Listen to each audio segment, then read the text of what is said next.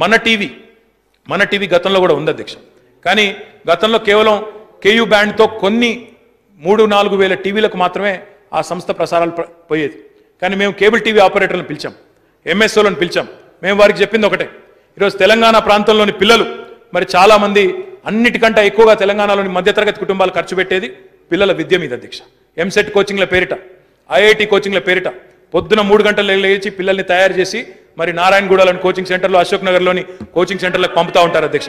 అందుకే వాటికి మగ్గం వేయడానికి, వాటిని కూడా మనం అరికట్టేదానికి, వారికి ఆ డబ్బులు సేవ్ అయ్యే విధంగా చూసేదానికి మన టీవీలో ఐఐటి ఎంసెట్తో సహా అన్ని పోటీ పరీక్షలకు కూడా ఈరోజు బ్రహ్మాండంగా పిల్లలకు ఇంటింటికి వారి ఇంట్లోనే కూర్చుని చక్కటి పాఠాలు నేర్చుకునే విధంగా మన టీవీ ద్వారా బ్రాడ్కాస్ట్ చేస్తూ ఉన్నాం.